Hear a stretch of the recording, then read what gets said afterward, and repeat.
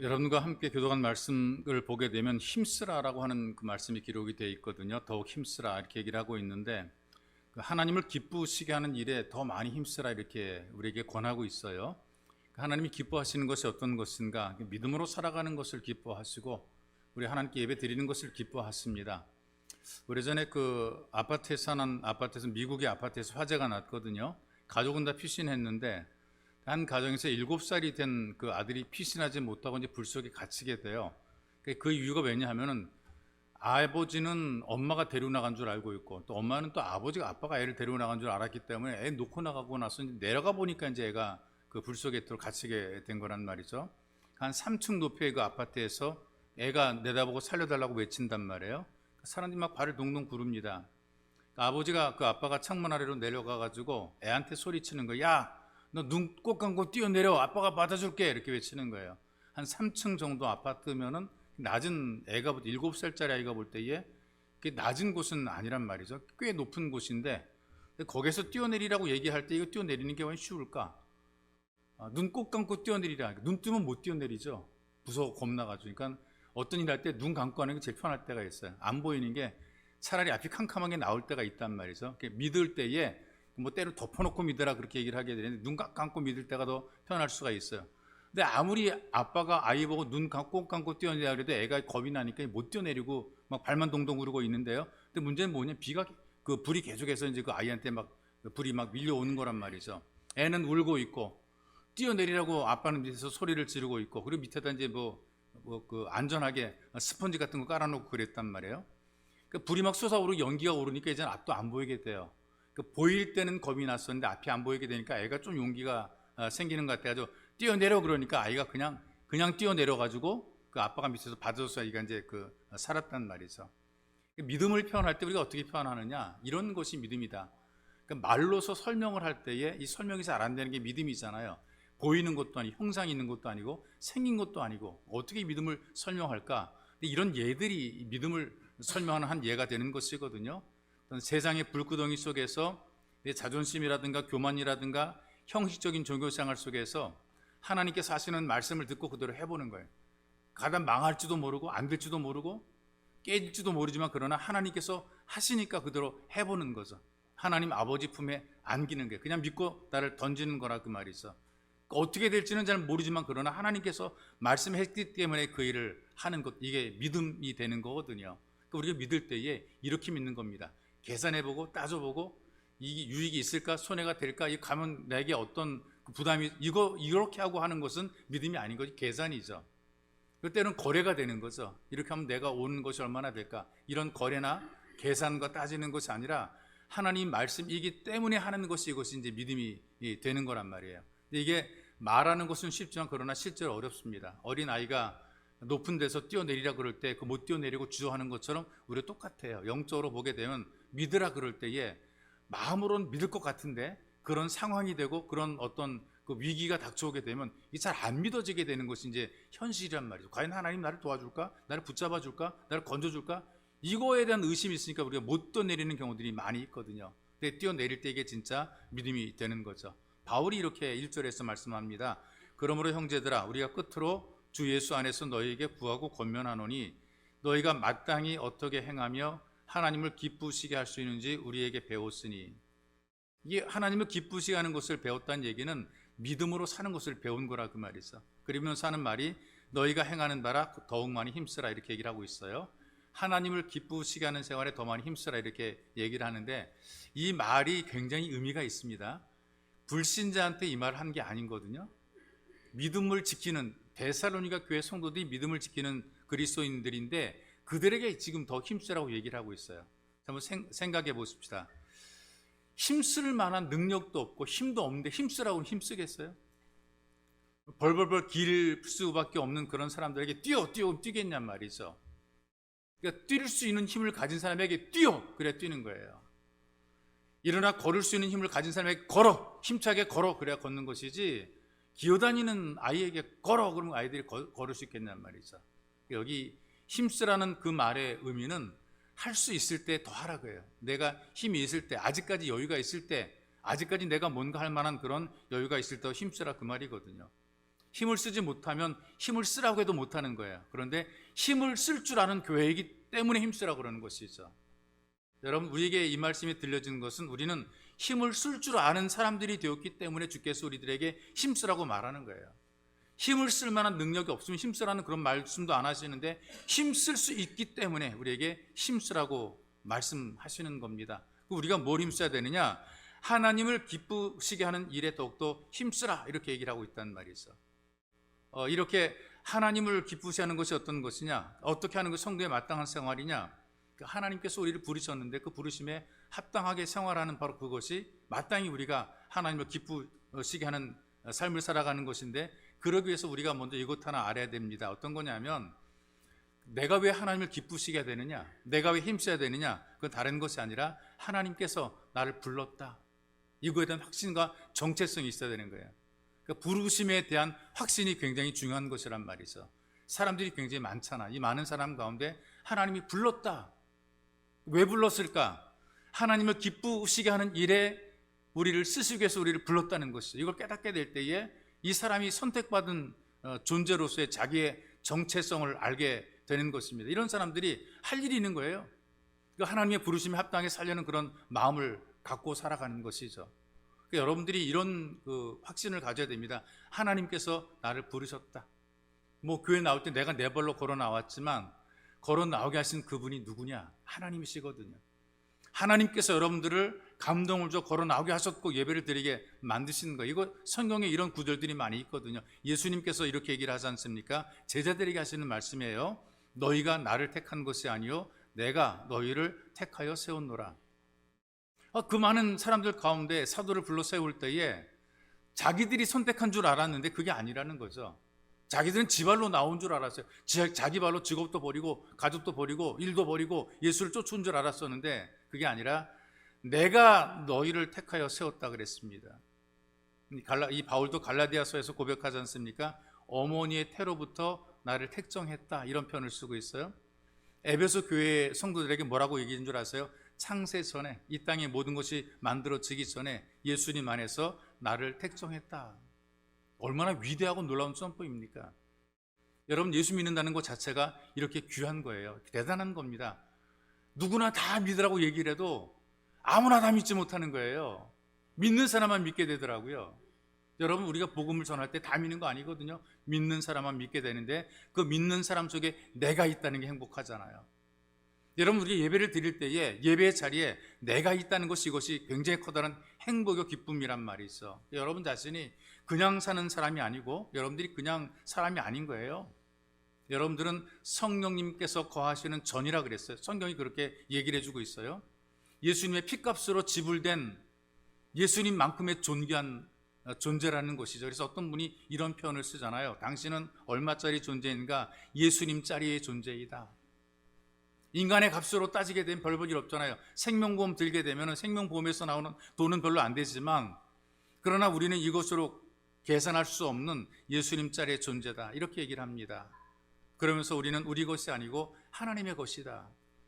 내가 너를 지명하여 불렀나니 너는 내 것이라 그랬거든요. 나를 부르신 분의 소유입니다. 나는 주님의 소유가, 하나님의 소유가 된 것이죠. 그래서 하나님의 자녀의 권세를 가지고 이 땅을 살아가는 것이고, 우리가 할 일이 어떤 것이냐? 하나님을 기쁘시게 하는 것. 이것이 굉장히 중요한 것입니다. 여러분, 살면서 이 땅에 많은 사람들이요, 누구를 기쁘게 하는가, 이걸 보게 되면 그 사람의 운명과 미래가 보여지게 되고 알게 되는 것입니다. 대부분의 사람을 보세요. 누구를 기쁘게 하고 살고 있는가? 일단 자기를 기쁘게 하려고 살아가는 모습을 많이 보게 돼요. 돈 버는 거 왜 봅니까? 나를 위해서. 성공하는 거 왜 성공하려고 합니까? 나를 위해서. 명예와 직분을 갖는 것 왜 그렇습니까? 나를 위해서. 이 세상의 모든 중심이 바로 나가 되는 경우들이 많이 있어요. 다 모두 그렇게 살아갑니다. 나쁘게 볼 수 없고 전부 다 그렇게 살아갑니다. 나쁜 짓 하지 않고 세상에서 나를 위해 산다는데 누가 뭐라고 하겠어요? 근데 중요한 것은 예수 믿는 우리들은 죄사함을 받아 예수의 피로 죄사함 받고 예수님 자리에 생명과 존재가 되었기 때문에 우리는 어떤 일을 힘쓰고 누구를 위해 살아가야 되는가? 하나님을 기쁘시게 하는 일에 더욱 힘쓰는 삶을 살아가는 것이 예수 가족의 모습이고 삶이라는 것이죠. 그래서 진실로 믿음을 가진 사람들을 보게 되면 오직 예수를 위해서 살게 됩니다. 이 찬송가 작사 가운데 밀러라는 여사가 주 예수보다 더 귀한 것은 없다 고백하잖아요. 예수님만이 최고의 기쁨이라는 것이죠. 성경을 주석했던 매튜 엘리도 얘기를 해요. 우리의 최고의 기쁨과 우리의 최고의 감격은 바로 하나님이다. 우리가 하나님을 기쁘시게 하는 일에 최선을 다해야 된다. 그렇다면 여러분, 무엇이 하나님을 기쁘시게 하는 것입니까? 어떻게 하나님께서 기뻐하시겠어요? 하나님을 기쁘시게 하는 일 가운데 가장 중요한 것이 바로 예배입니다. 예배보다도 중요한 것이 없거든요. 봉사나 구제를 많이 하는 것보다 예배를 드려야 됩니다. 일을 많이 하는 것보다 예배가 중요합니다. 예배를 제쳐놓고 다른 일을 하는 것 기뻐하지 않으시는 것이라 그 말이죠. 하나님께서는 예배하는 자를 기뻐하시고 하나님께서 예배하는 사람을 찾으신다 그랬잖아요. 아버지께 참되게 예배하는 자들은 영과 진리로 예배할 때가 오나니 곧 있더라. 아버지께서는 자기에게 이렇게 예배하는 자들을 찾으시느니라. 예수님께서 요한복음 4장 23절에서 말씀하신 것입니다. 그래서 이것을 깨달았던 우리 믿음의 선배들은 다른 모든 일도 중요하지만 예배드리는 것을 너무나 소중하게 여겼던 사람들이 굉장히 많아요.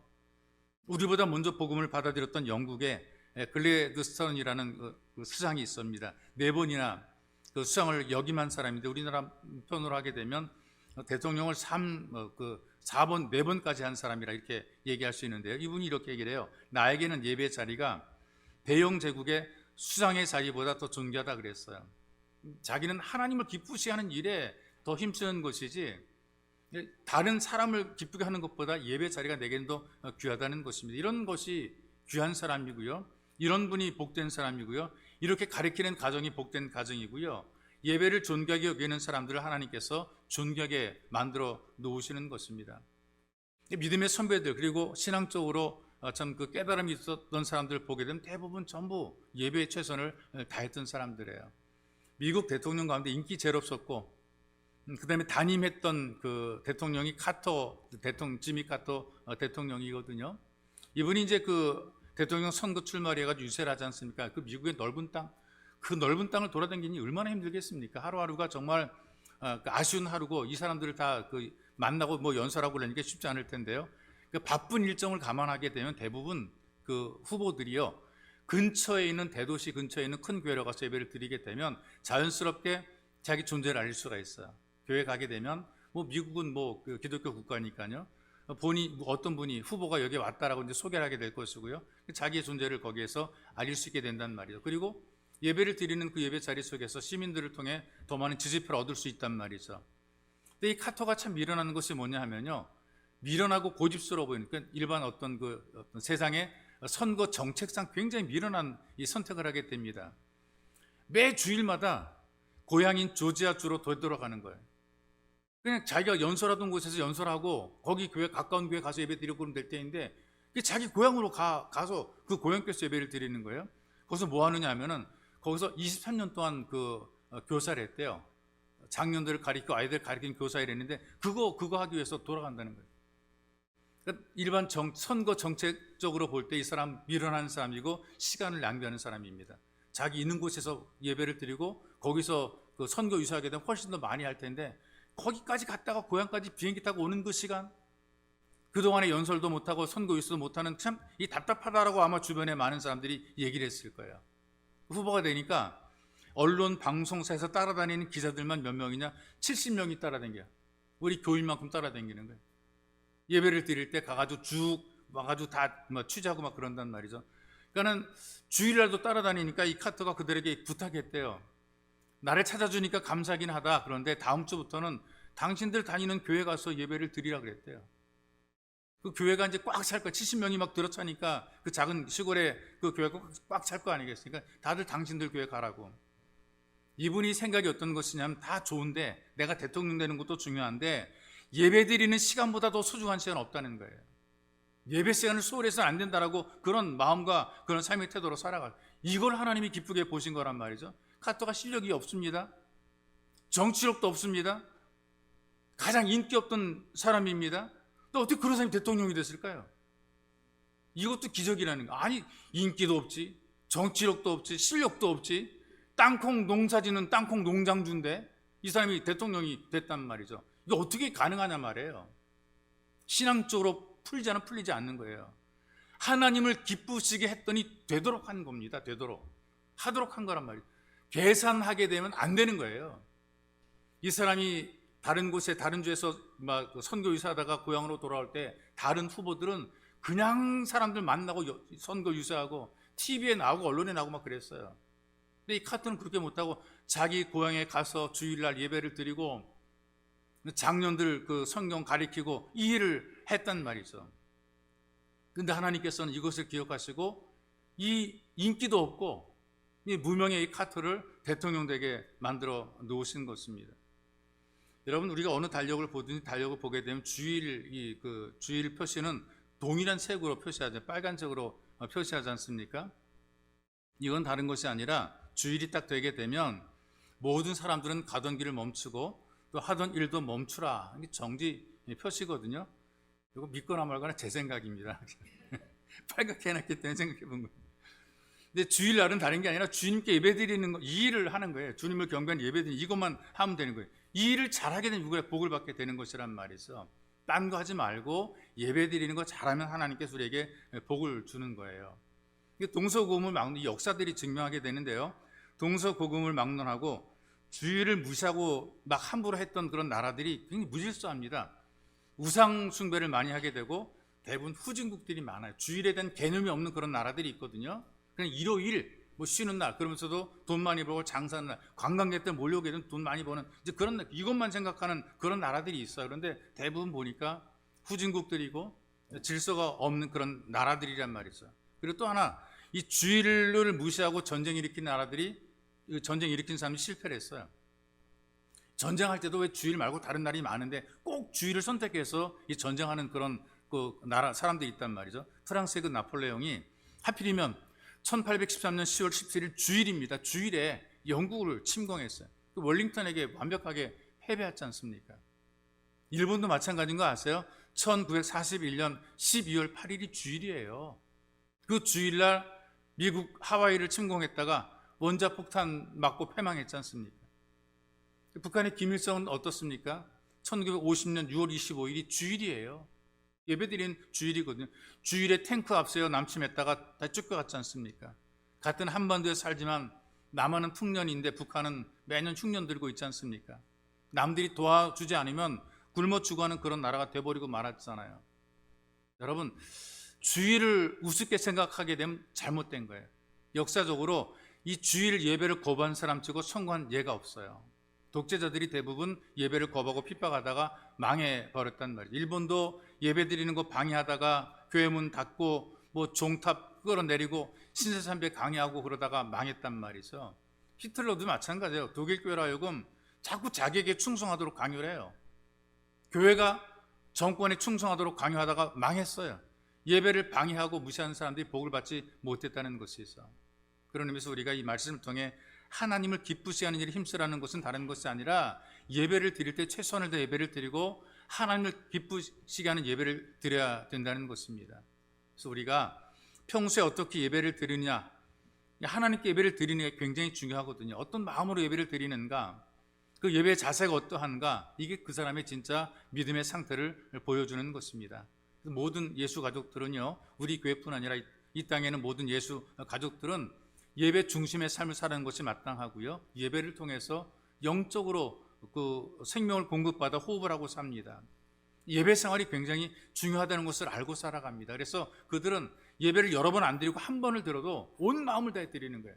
우리는 뭐 새벽도 드리고 수요일도 드리고 뭐 금요도 하고 온갖 예배를 다 드리는데 외국에는 뭐 이렇게 예배 여러 번 안 드림에도 불구하고 예배 한 번 드린 예배도 완벽하게 온전하게 드리는 그런 예배 생활을 하는 것을 보게 돼요. 근데 이제 갈수록 예배가 소홀해지게 되는 시대 속에 살고 있지 않습니까? 성경도 보니까 그런 시대가 올 것을 이미 예고를 하고 있잖아요. 모이는 것을 없애는 그런 예배를 없애는 이제 그런 시대가 오게 된다는 것을 얘기를 하면서 그래도 우리가 열심히 모이기를 힘쓰라 우리에게 권해주는 그런 말씀 우리가 읽게 되는데요. 이 예배가 그만큼 소중하고 대단한 자리이기 때문에 그렇습니다. 근데 우리가 좀 정신을 차려야 될 것이 어떤 것이냐면은 예배를 드릴 때에 온 마음으로 예배를 드려야 돼요. 예배를 드린다고 말하는데 때로는 거쳐가는 자리가 예배가 되는 경우들이 있단 말이죠. 예배를 드리러 오긴 왔는데 원래 예배를 드리러 온 게 아니에요. 왜 예배를 드리러 왔느냐? 예배를 드리고 이 가까운 데는 누구와 만남을 위해서 예배를 드리고 가는 거예요. 그러니까 들러리죠. 예배가 들러리가 되는 거죠. 약속을 했기 때문에 예배가 끝나자마자 그 만난 약속을 위해서 얼른 나가버리는 거죠. 예배가 길어져 보세요. 안달합니다. 이거 빨리 내 만나러 가야 되는데 목사님 설교는 왜 길고 찬송가는 5절까지 하고 그냥 안절부절하고 이제 그렇게 앉아 있는 분들이 있단 말이에요. 왜 그런? 이게 하나님께 예배 드리는 것이 아니라 예배는 그냥 거쳐가는, 내 진짜 목적은 그 사람 만나는 거기에 있기 때문에 이렇게 되는 거죠. 어떤 분이 예배에 대한 조사를 해서 통계를 했어요. 예배 시간에 딴 생각하고 앉아 있는 사람이 몇 퍼센트냐? 31% 된다. 졸고 있는 사람 몇 퍼센트냐? 13% 된다. 주보만 읽고 있는 사람 몇 퍼센트냐? 11% 된다. 온전한 예배를 드리지 못하고 있다는 것이죠. 여러분, 우리가 정말 예배를 잘 드리면 하나님께서 여러분들 하는 일에 복을 주십니다. 우리 자녀들에게도 복을 주십니다. 그리고 우리들의 상한 마음을 하나님 싸매주시고 회복시켜 주십니다. 예배를 잘 드리게 되면 불평이 감사로 회복이 되고요, 슬픔도 기쁨으로 회복이 됩니다. 그리고 저주가 복으로 회복이 되게 돼 있어요. 부족한 것도 모자란 것도 풍부함으로 회복이 되고, 답답하고 속상해도 이게 회복이 되는 거예요. 성경 보니까 눈물이 웃음으로 회복이 되고 고통이 능력으로 회복이 되는 이런 은혜를 누리게 돼 있죠. 여러분, 예배를 드리게 되면 예배를 통해 우리가 하나님을 체험하게 돼요. 하나님을 누리게 되는 것이란 말이죠. 일상생활 속에서 여러분들이 늘 하나님을 기억하지 못하지만, 그런데 예배의 자리 속에서 우리가 하나님을 기억하게 되고 하나님께 마음을 돌이키게 됩니다. 특별히 어떤 일이 잘 풀리지 않을 때가 있어요. 대책이 없을 때 있어요. 그때 여러분 마음속에 이런 생각이 들죠. 내가 믿는 하나님은 어디 계시냐? 나를 도우실 수 있을 것인가? 내가 힘들고 어렵고 부족할 때 내가 죄가 많은 나를 버리고 포기하는 것은 아닌가? 여러분, 예배를 드리다 보게 된 것이 아닌 것을 알게 돼요. 하나님은 여전히 나를 알고 계신다. 내가 힘들고 어렵고 속상한데 그것도 알고 계신다. 내가 정말 좌절과 절망하고 포기하고 싶은데 그것도 나를 알고 계신다. 여전히 하나님은 나를 돌보시는 분이다. 이거 어디서 발견되느냐? 예배를 통해 발견됩니다. 나를 포기하지 않고 절대로 버리지 않으신다. 이것을 확신시켜 주는 것이 바로 예배의 자리가 되는 거죠. 그래서 하나님께서 예배를 통해서 살아계신 하나님을 발견하고 경험하게 만들어 주시는 것입니다. 그런 의미에서 예배는 하나님께서 기뻐하시는 일입니다. 그리고 우리들에게는 특권입니다. 예배를 드리는 것이 이게 아무나 다 할 것 같은데 아니에요. 부름받은, 하나님께 선택받고 부름받은 성도들만 누리는, 하나님의 자녀만 누리는 특권이란 말이죠. 이 주어진 특권들을 잃어버리거나 빼앗기는 것이 굉장히 어리석습니다. 여러분, 살아가시면서 예배가 귀하다는 것을 깨닫고 이걸 우리가 정말 중요하게 지키려고 최선을 다해야 됩니다. 어떤 분이 이런 얘기를 합니다. 젊은 29살에 죽은 목사님이 마지막에 이런 얘기를 해요. 이 주일에 좋으신 하나님을 즐거워할 나의 특권을 빼앗지 마십시오. 환경은 굉장히 광야, 아주 삭막한 환경 속에서 우리가 주일이지만 그러나 예배 드리지 말고 빨리 빠져나자 그럴 때에 이 목사님이 이런 얘기를 했다 그러잖아요. 이 주일에 좋으신 하나님을 즐거워할 나의 특권을 빼앗지 마십시오. 즐거워할 수 있는 환경 조건이 아니거든요. 광야고 길 알지 못하고 목마름이 있고 죽음이 닥쳐오는 그런 환경에서도 좋으신 하나님이란 표현을 쓰고 있어요. 우리들 가운데 이 육신의 질병 때문에 어려움을 겪고 있을 수 있습니다. 경제적인 문제 때문에 마음이 무거울 수 있습니다. 바쁘고 힘든 삶 때문에 우리 마음이 편하지 않을 때가 있습니다. 그리고 남모르는 갈등 때문에 괴로울 수 있습니다. 그래서 여러분, 광야 같은 인생길을 걸을 수가 있죠. 그런데 아무리 광야 같은 인생이라도 예배만큼은 빼앗겨서는 안 되는 겁니다. 이 주일에 좋으신 하나님을 즐거워할 나의 특권, 바로 예배의 자리가 바로 우리의 특권입니다. 특별한 위로가 주어지는 자리며 능력이 주어지는 자리고, 그리고 위로와 격려가 주어지는 자리고, 부족한 것이 채워지는 자리, 바로 예배의 자리입니다. 꼭 지켜야 되는 자리가 예배의 자리입니다. 바로 이 하나님께서 기뻐하시는 예배의 자리에서 기쁨과 감사와 능력과 위로와 치유로 여러분들의 삶이 회복되시기를 주님의 이름으로 축복합니다. 살아계신 하나님 아버지, 주일 오후입니다. 피곤하고 바쁘고 분주합니다. 그러나 그 속에서도 우리를 지켜주시고 여기까지 인도하셔서 이 시간까지 예배를 마무리하게 도우신 참 좋으신 아버지, 감사를 드립니다. 이 좋은 주일에 좋으신 하나님을 즐거워할 나의 특권이 빼앗기지 않도록 하나님 참된 예배자로 우리의 도리를 다하게 은혜를 덧입혀 주옵소서. 전능하신 주님 예배를 드릴 때에 여기에서 우리를 고치시는 하나님의 치유의 능력이, 회복시키시는 하나님의 놀랍고 위대한 능력이 일어나게 만들어 주시고 우리에게 예민한 지혜와 능력을 부어 주옵소서. 보배로우신 예수님의 이름으로 기도하옵나이다. 아멘.